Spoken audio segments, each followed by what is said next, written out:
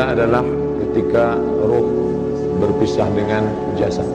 Macam-macam takdirnya. Ada yang ruh itu ketemu dengan jasad sebentar aja, nggak lama, habis itu dia keluar lagi. Likulli ummatin ajal. Setiap orang punya ajal. Ajal itu apa? Limit, batas waktu.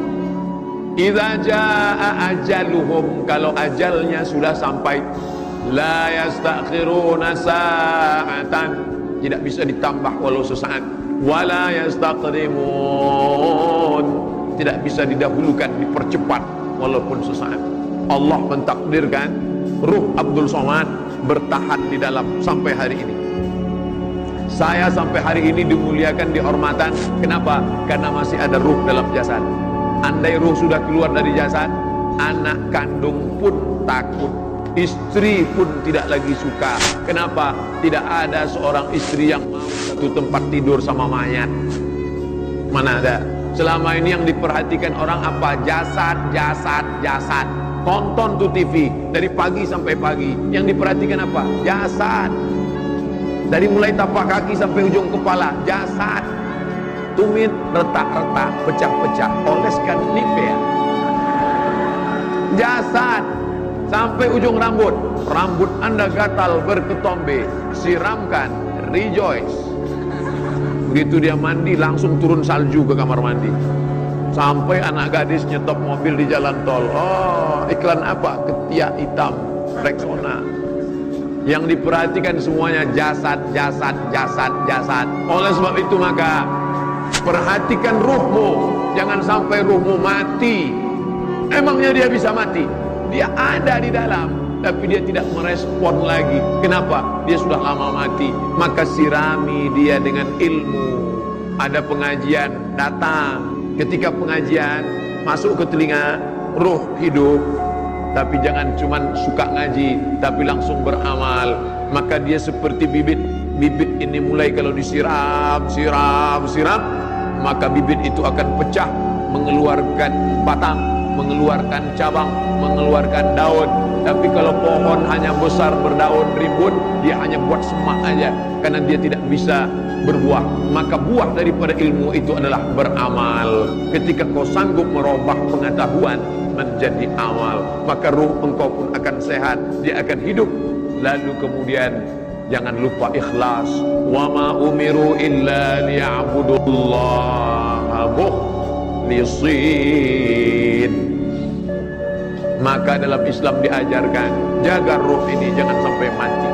Masih berdetak jantung, ruh masih ada di dalam. Sampai kapan ini? Sampai akhirnya janjimu sudah habis Abdul Somad. Maka ruh itu pun keluar. Dari mana dia? Berawal dari ujung kaki. Minal asfal. Asfal artinya bawah, bukan aspal. Minal asfal, dari bawah. Mengalir dia naik ke atas. Mengalir dia naik ke atas.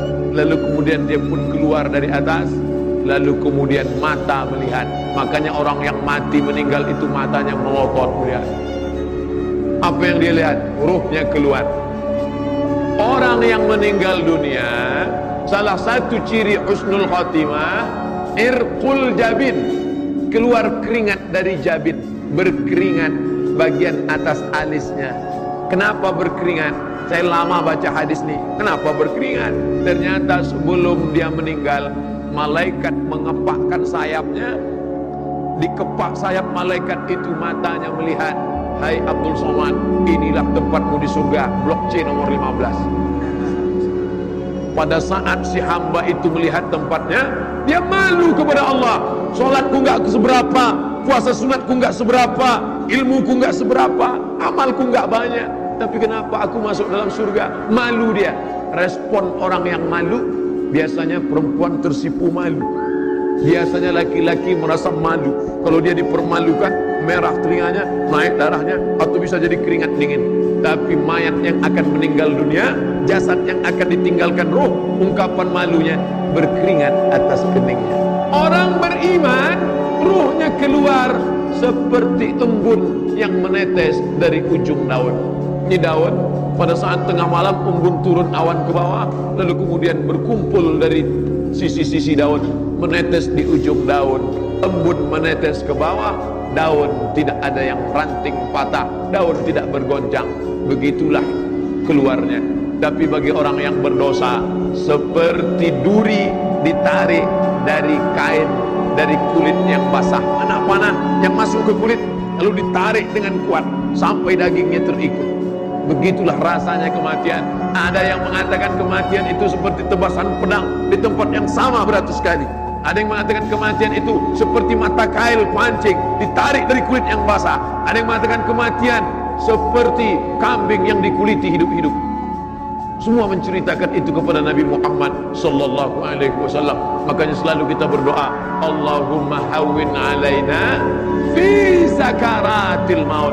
Ringankan kami ya Allah saat sakaratul maut, karena kami tak tanggung takutnya untuk merasakan itu semua. Tapi kita tak perlu terlampau takut. Jangan gara-gara pengajian ini terlampau takut, pulang bawaannya takut aja.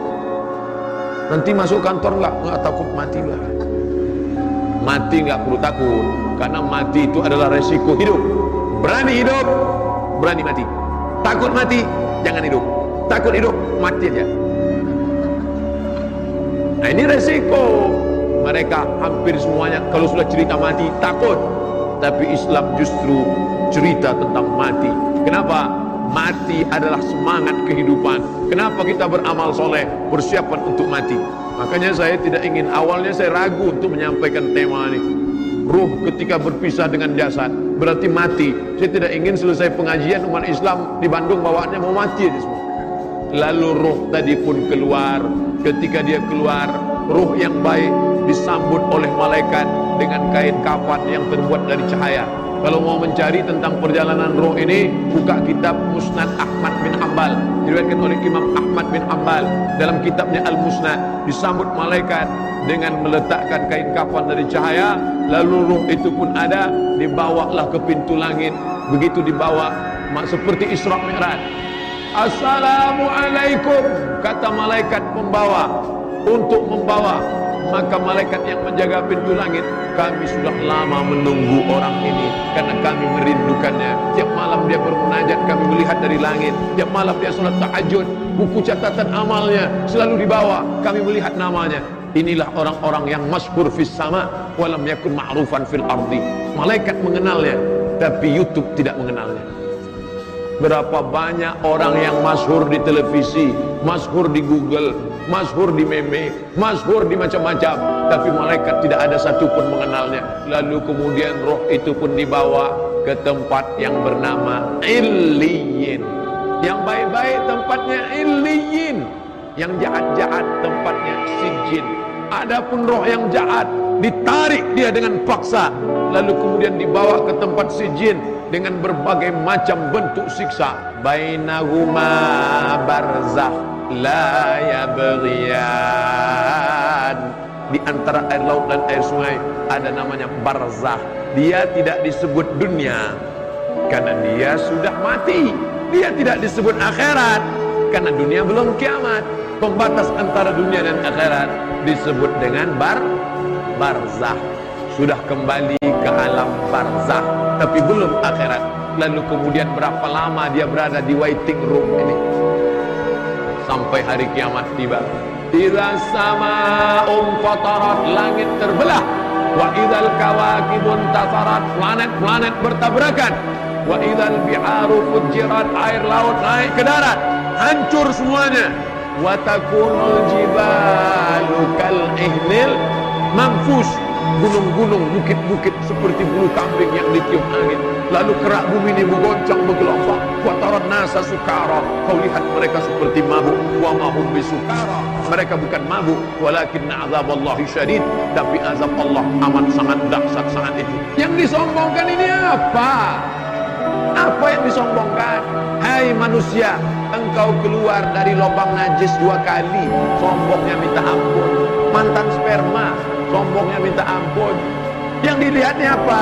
Warna tanah, retak-retak seperti tanah, dicium bau tanah. Itu kan ada parfum, kalau nggak ada parfum bau hantu. Yang disombongkan ini apa? Maka ketika roh berpisah dengan jasad, engkau tidak lagi manusia yang terhormat. Dulu kau dimuliakan, dulu kau disanjung, tapi setelah itu habis. yang akan kau bawa adalah kalau pernah engkau mengusap kepala anak yatim, kalau pernah engkau bebaskan 1 meter tanah untuk masjid, kalau pernah engkau masak bubur 2 piring, yang satu kau antar ke masjid untuk adik-adik yang tinggal di masjid, kau antarkan ke rumah fakir miskin anak yatim, pas gajian uang banyak datang ke panti asuhan, sampai akhirnya kita pun mati di dalam tanah, sampai masanya dibangkitkan lagi. Ketika bangkit itu lihat kanan, malaikat, lihat kiri, malaikat, lihat depan, malaikat, lihat belakang, malaikat, atas, malaikat. Kenapa aku bangkit bersama malaikat? Al-mahiru bil Quran, orang yang mahir baca Quran, ma'as-safaratil kiramil bararah, dia akan bersama dengan para malaikat. Mudah-mudahan anak-anak kita hafiz Quran. Ibu yang punya anak, masukkan SD IT, SMP IT, SMA IT. Kalau dia mahir baca Quran, hafal Quran, mengamalkan Quran, mengajarkan Quran, ibu bapaknya dapat syafaat. Lalu kemudian ketika bangkit, anak-anaknya bersama malaikat. Itu nasib roh. Lalu kemudian, apa bisa Abdul Somad yang dimakan cacing tanah ini hidup lagi? Bisa. Datang Asi bin Wa'il membawa tulang kering, tulang yang sudah hancur, kering, rontok, tidak ada lagi warna darah, kulit, bulu, lemak, daging, sumsum, kuku, tidak ada. Hai Muhammad, yang bawah ini namanya Asi bin Wa'il, apakah sanggup Tuhanmu menghidupkan ini? Nabi Muhammad diam. Datang Jibril membawakan jawaban. Qul, katakan kepada Asi bin Wa'il dan siapa saja yang tak percaya bahwa kamu akan hidup lagi. Qul yuhyiha alladhi ansha'aha awwala marrah. Katakanlah yang akan menghidupkan tulang itu adalah dia yang pertama kali menghidupkan. Kalau menghidupkan yang tidak ada menjadi ada, dia mampu. Apalagi yang pernah ada, dia buat menjadi tidak ada, dia kembalikan menjadi ada. Tentu itu mudah. Innama amruhu idza arada syai'an ay yaqula lahu kun fayakun. Makanya baca Yasin. Kapan baca Yasin? Tiap malam. Untuk ingat apa? Perjalanan roh setelah mati. Al-yawma nakhtimu ala afwahihim wa tukallimuna aydihim wa tashhadu arjuluhum bima kanu yaksibun. Mulut yang selama ini pandai bicara, membela, bersilat lidah. Banyak orang kita enggak pandai silat, tapi silat lidah pandai. Mulut akan dikucing, tangan akan bicara, kaki akan bersaksi. Saat itu tidak ada yang bisa menolong. Yauma yafirrul mar'u min akhihi, saudara kandung akan lari. Wa ummihi, ibu kandung akan lari. Wa abihi, ayah kandung akan lari. Wa sahibatihi wa bani, istri akan lari dari suami, suami akan lari dari istri. Likulli imri'in minhum yawma idzin sya'nun yughnih. Setiap kamu akan sibuk dengan urusan masing-masing. Yauma la yanfa'u malun, tak ada guna harta. Yang hari ini punya mobil mewah, rumah besar, emas, tidak ada guna harta. Wala banun, anak-anak. La yanfa'u malun wala banun illa man atallaha biqalbin salim. Tapi kita bangga. Kenapa? Karena setiap kita yang bersaksi tiada Tuhan selain Allah, Masya Allah, masuk surga. Man qala la ilaha illallah dakhalal jannah. Siapa yang bersaksi tiada Tuhan selain Allah, maka dia masuk surga. Man qala la ilaha illallah dakhalal jannah. Lalu sahabat datang, ya Rasulullah, ya. Jadi setiap orang yang mengatakan la ilaha illallah masuk surga, masuk surga. Bagaimana kalau dia berzina, mencuri? Wa in zana, wa in saraf, walaupun berzina, walaupun mencuri, tetap masuk surga. Oh, enak ya orang Islam Pak Ustaz. Berzina, mencuri, berzina, mencuri, berzina, mencuri, masuk surga. Masuk. Cuman masalahnya masuknya kapan? Transit dulu. Sedangkan kita maunya masuk langsung. Wasiqal ladzina amanu wasiqal ladzina taqaw. Coba tengok ayatnya. Allah mengirim orang-orang yang bertakwa ilal jannati zumara, masuk ke dalam surga. Lalu sampai di dalam surga, di pintunya apa kata malaikat? Salamun alaikum, keselamatan untuk kamu. Timbul dong, kalian sudah buat baik. Fadkhuluha khalidin, masuklah kalian ke dalam surga selama-lamanya. Sedangkan saudara-saudara kita yang transit tadi, apa boleh buat? Dia akan masuk, dicuci dulu, diobok-obok dulu. Setelah itulah baru dia masuk. Makanya setiap kali kita minta Rabbana atina fid dunya hasanah wa fil akhirati hasanah wa qina adzabannar. Allahumma ajirna minan nar, Allahumma ajirna minan nar, Allahumma ajirna minan nar, Allahumma ajirna minan nar, Allahumma ajirna minan nar, Allahumma ajirna minan nar, Allahumma ajirna. Saking takutnya masuk neraka, diletakkan batu kerikilnya di tapak kaki, mendidih otak di kepala. Seringan-ringannya azab. Makanya kita minta selalu selamatkan, jangan aniaya orang, jangan makan gaji tukang cucimu, jangan tunda gaji securitymu. Memangnya kau bisa selamat di hadapan Allah Subhanahu wa taala? Kita maunya mati dalam keadaan plong pada saat ruh berpisah dengan jasad. Di saat ruh kembali bertemu dengan jasad, kita masuk ke dalam surga Allah. Tapi begitu orang beriman ini mau masuk ke dalam surga, dia lihat sekeliling. Ya Allah, aku bukan menolak permintaan, aku bukan menolak perintahmu ya Allah, aku tidak mau durhaka ya Allah, tapi saudaraku yang dulu sama dengan aku, yang sama-sama ngaji, kok sekarang nggak ada. Orang beriman tetap ingat saudaranya walaupun di pintu surga. Sebaliknya kawan yang katanya seiman, jangankan di pintu surga, di pintu pesawat pun lupa dengan kita. Orang beriman sampai di pintu surga dia masih tetap ingat, ya Allah, temanku dulu yang sama-sama puasa dengan aku, yang sama-sama sholat dengan aku, kenapa dia tidak ada sekarang? Ternyata dia di dalam neraka. Saat itulah orang beriman memberikan syafaat kepada saudaranya. Allah perintahkan, engkau mau masuk ke dalam surga bersama saudaramu? Ya, ya Allah, cari dia ke dalam neraka. Maka Allah berikan dia semacam alat sehingga dia tidak tersentuh api neraka. Dia cari temannya, sahabatnya di dalam, dan ketika ketemu maka dia membawa sahabat itu masuk ke dalam surga. Itulah makna ayat al-akhilla, orang-orang yang berkawan, bersahabat, bertetangga. Ba'duhum li ba'din adu. Pada hari itu bermusuhan, berkelahi. Kenapa ente ngajak saya minum kamput? Kenapa ente ngajak saya pesta narkoba? Kenapa ngajak saya dugem? Tapi hari itu illal muttaqun, orang bertakwa, mereka saling menyelamatkan. Maka itulah orang yang mendapatkan undangan Allah. Ya ayyatuhan nafsul mutmainnah, wahai jiwa yang tenang, irji'i ila rabbiki radiyatan mardiyah, kembalilah engkau kepada Allah dalam keadaan Allah ridha dan engkau pun ridha kepada Allah. Fadkhuli fi ibadi, masuklah bersama golongan hamba-hambaku. Wadkhuli jannati, masuklah ke dalam surga. Mudah-mudahan kita termasuk yang dalam golongan itu ya Allah. Amin ya rabbal alamin.